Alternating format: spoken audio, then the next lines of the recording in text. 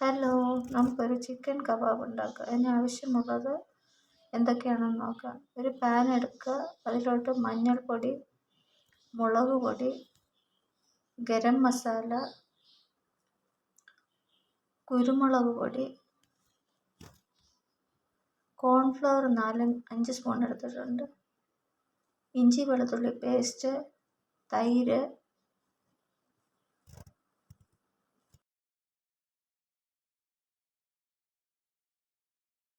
ഒരു കോഴിമുട്ട,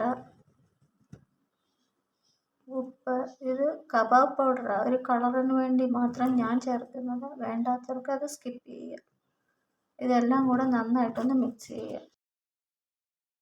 ഇതിനകത്ത് നമുക്ക് എക്സ്ട്രാ വെള്ളമൊന്നും ഒഴിക്കണ്ട. മുട്ടയുടെ വെള്ളം ഉണ്ടാകും, തൈരിൻ്റെ വെള്ളം ഉണ്ടാകും, അതൊക്കെ മതി.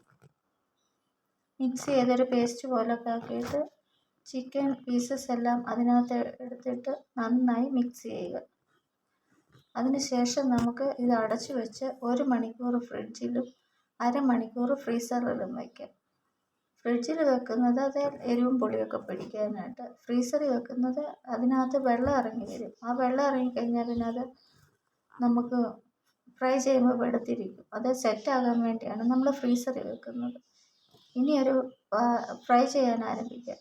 പാത്രത്തിനകത്ത് എണ്ണ ഒഴിച്ച് ചൂടാകുമ്പോൾ ചിക്കൻ പീസസ് എല്ലാം പെറുക്കിയിട്ട് മീഡിയം ടു ലോ ഫ്ലെയിമിലിട്ട് നന്നായിട്ട് മൂപ്പിക്കുക. തിരിച്ചും മറിച്ചും ഇട്ട് 2 വശവും മൂപ്പിച്ചെടുക്കുക.